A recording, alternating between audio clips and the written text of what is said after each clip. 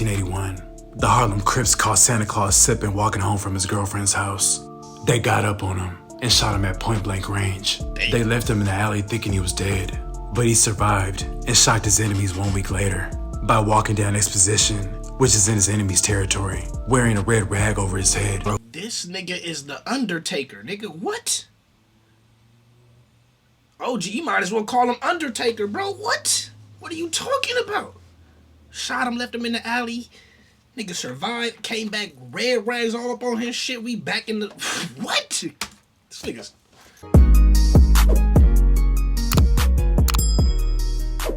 What's the deal, family? Welcome back to the channel. Today we got another banger for y'all, man. So look. We got He Killed a Crip Every Christmas. The story of OG Santa Claus. All right, about to run this up one time for the one time, man. And this is brought to us by Hood War Stories, bro. I rock with the channel. Go watch. If you like my reactions, maybe you don't like my reactions, but go rock with that channel, bro. I like the stories he brings. I like the stuff he be covering and talks about and the way he do his videos. So definitely go check him out. Go rock with him, man. But we gonna tap in with him one more time, man. The story of OG Santa Claus, man, killed a Crip every Christmas. I never heard about this story before. But I will say this, bro. When Christmas time come, you'll hear a lot of like Crips will be like, oh, it's Merry Cripmas. You know, it's Cripmas. You know what I mean? Just because of the, you know what I mean, they work for them. You know, the Bloods can't really do that. You know what I mean? They can't really just change the word to make it work within. So, you know, Crips really be celebrating, you know, the Christmas, talking about Christmas and all that. So, the only thing the Bloods got is that Santa Claus wear red. You know, but you'll see a lot of Crips when they put on their little Santa Claus stuff, you know, and all that, they wearing the blue. So, this probably gonna be some wild shit. I never heard about this before, but let's tap in with it. And if y'all like the video, hit that like button, man. And definitely in the comments, send me more videos to react to. Let's get to it. Stories. In this episode, I'll be discussing the life of Santa Claus. Alberto Von Cotto, also known as Santa Claus, was a second-generation member of the Rolling 20 neighborhood Bloods. During the 1950s and 60s, a gang called Blood Alley existed on Cordova Street, near where the Santa Monica Freeway is today. In the early 1970s, as Blood Alley began to fade away, the youths from this neighborhood continued the Blood identity. In 1971, they began with the name In Hood. They added the Rolling 20s between 1975 and 1977. At some point between 1977 and 1979, they added Blood to their name. In the 70s, they had two main cliques, 25th and 27th Street. Originally being the Vermont Villain Boys, the 29th Street clique was formed on the south end of the neighborhood towards Jefferson. Yo, the one thing about the the 20s too, if y'all don't know, they one of the only I don't know if they the only, but they definitely one of the only neighborhood gangs that's a Blood gang. Like, when I was real young and shit, like, that shit used to confuse me a little bit. But I got a couple homies from 20s or whatever, but that shit used to confuse me a little bit. I'm like, they neighborhood, but they Bloods? Like, what is going on, man? I never understood why they got that name. I still don't really, but it is what it is. Santa Claus got initiated into the Rolling 20s when he was only 16 years old. From the start, he was determined to display that he was the ultimate gangster and to position the Rolling 20s to be a top Blood neighborhood across LA County. As a teenager, his gangbanging was bold and came with no fear. At 17, Santa Claus would be flamed up wherever he went. Red house shoes, red rags, and chucks with red laces. On a few occasions, his open display would backfire on him. One day, Santa Claus went head up and fought 6'5" Deuce Hovers outside the swimming pool at Expo. What? One day, Santa Claus went head up and fought 6'5" Deuce Hovers outside the swimming pool at Expo Park.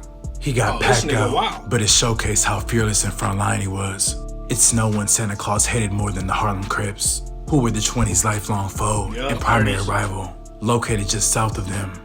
His ill feelings and hatred toward the Harlems would be expressed on many occasions. Allegedly, Santa Claus deboed members of their gang so many times that he was the sole reason they began to start using guns.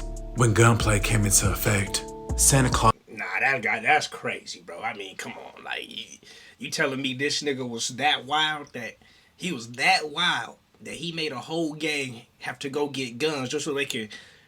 If they can't get this nigga one day, like that sound like some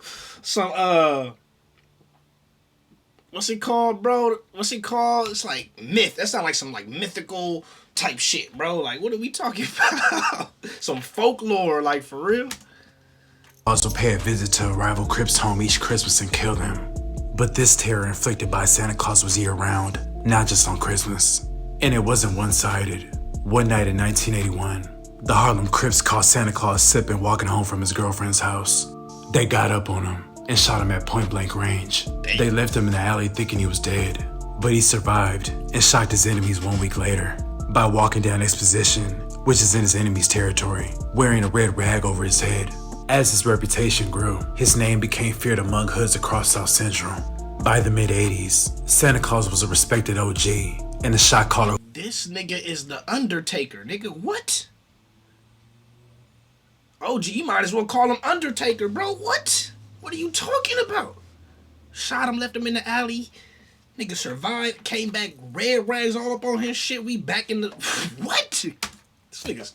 Who was directing play calls. Bang, at that point, the war with the Harlem 30s was ongoing and only seemed to be intensifying. Santa Claus thought it would be a good strategy to change war tactics. At that time, the Rolling 30s' closest ally was the Rolling 60 Crips. During the mid-80s, plenty of Crip factions were clicking up due to the rising Crip-on-Crip violence. Under Santa Claus's leadership, the 20s decided to conduct a kill mission dressed in all blue. Their target location was the intersection of Dinker and Jefferson Boulevard, a Rolling 30s stronghold, but a location that was openly visible. As the 20s approached Dinker, they spotted a group of Harlem 30s in clear view. The faces of the Harlem 30s were confused. One of the 20s then yelled out, "West Side 60 Crip." The 20s then began to let off numerous shots in rapid succession. Whoa! Did he start the beef? All I'm gonna say is this, bro. When I was younger, bro, you know, I had a bunch of homies from 60s, but I also had homies from 30s. And I had homies from 20s, bro. I used to have this little party crew. It's a little entertainment we used to call World's Finest. And, you know, we had, you know, shouts out to the homie Joey, you know, Push, you know what I'm saying? And the homie Banks, you know, Free Banks. And from Hunnish, and the homie Cash, bro. We was all leading the World's Finest crew, but we had niggas from 60s, from 30s, and from 20s. And all of them beef with each other at that time. 60s beef with the 30s, 30s beef with the 60s, 30s beef with the 20s, 20s beef with the 60s. But we had all these dudes that was from all these different gangs in our crew. And we united together, you know, in the name of partying and making money, which is always possible, bro. Green rules everything, bro. You can get rid of gang violence with green, but nope, I never understood why 60s and 30s beefed.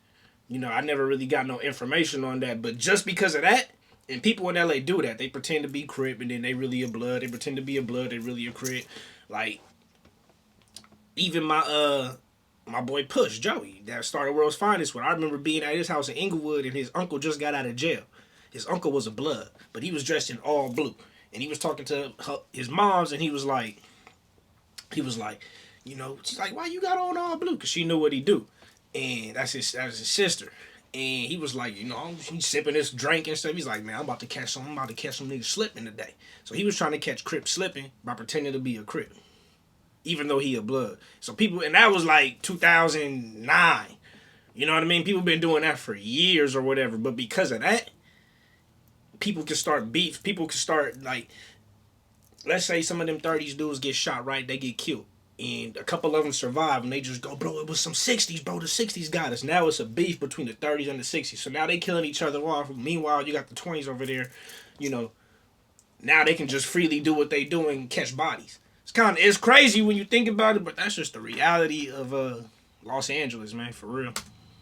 As the third target was shot and dropped, the 20s sped away and returned to their safe haven. Mission accomplished. Casualties on both sides continued. In the early 1980s, the Rolling 20 Bloods had 3 cliques: 25th Street, 27th Street, and 29th Street.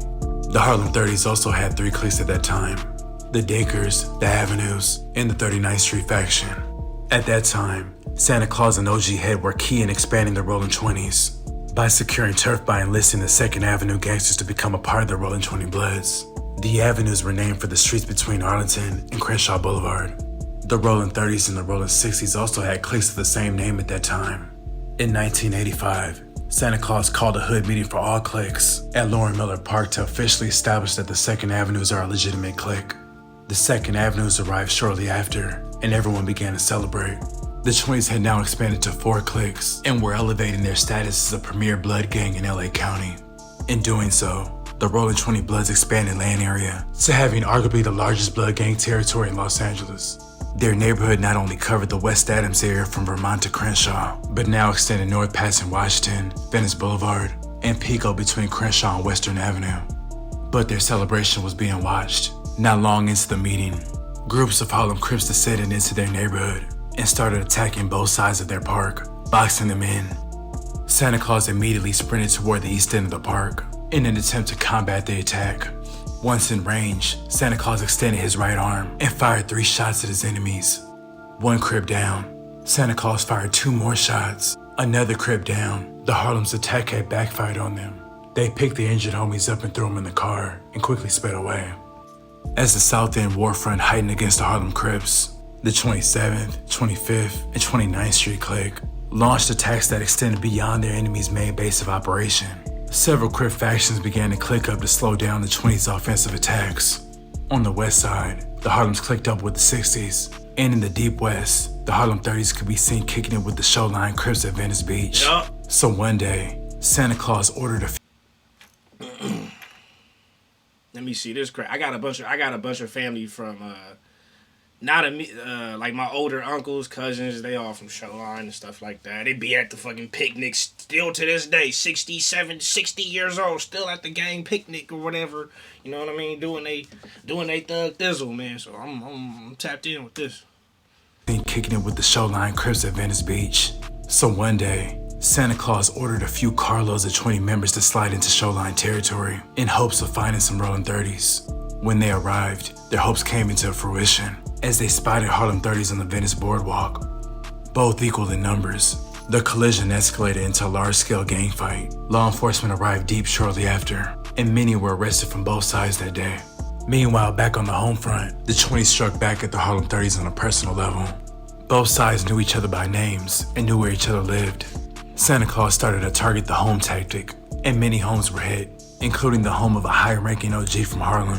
One night, the OG threw a party for his Harlem homies. As the party was going, Santa Claus bust down the door and began shooting at everyone in the party. Damn. Multiple Harlem members wound up dead that night.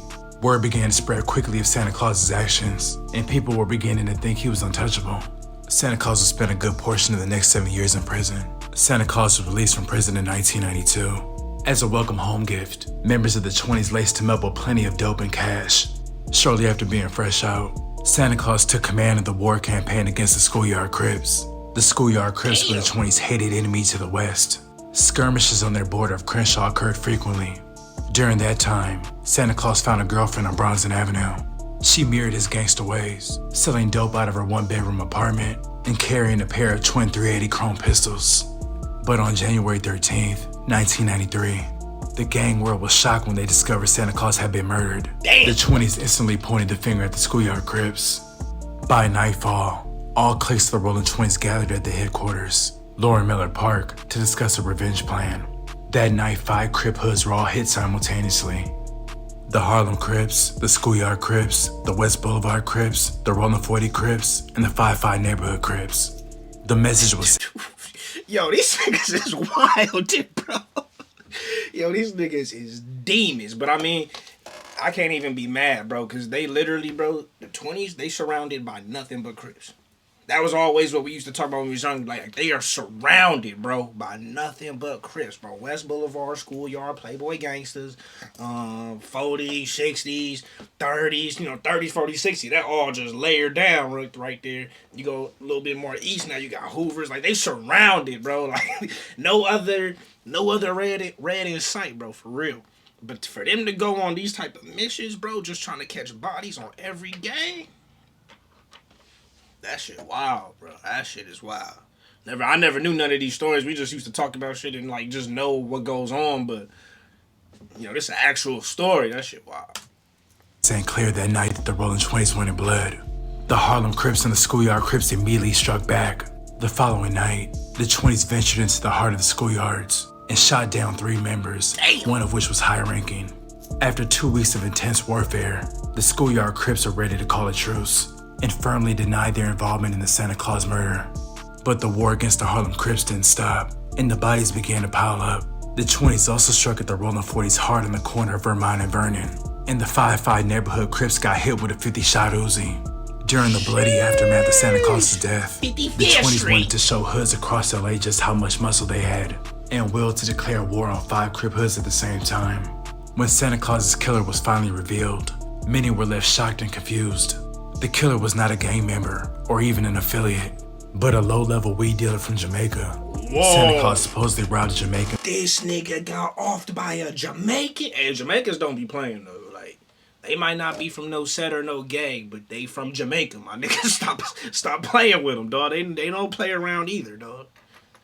Just on their own whole shit. Leave them alone, cause they real pull out that little mini revolver and get you. That's for real. And because he was pushing in his neighborhood, young gunners canvassed the streets for nights on end searching for the killer, but he had disappeared. Some believe out of state. The 20s' revenge was denied. Santa Claus left a reputation and legacy, and to this day, Santa Claus goes down as one of the top 10 blood riders in LA history. Sound like it.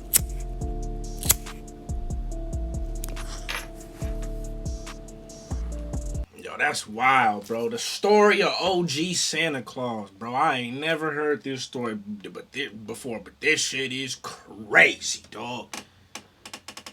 They really went, they said, you know what? You know, I know the Hoovers be like, yo, we EBK, everybody killer, but damn. The real EBK sound like these dudes right now. And that story, that's wild, bro. Anyways, man, I hope y'all enjoyed that, man. Sorry, man, I probably gave a little bit too much personal out there, but I hope y'all enjoyed that video, man. Give me more videos to react to. Let me know how you feel in the comments. Hit that like button, all that good stuff. I love y'all. Appreciate y'all. Remember to keep it real. Real is rare. Real always reaches everyone. Next time. Peace.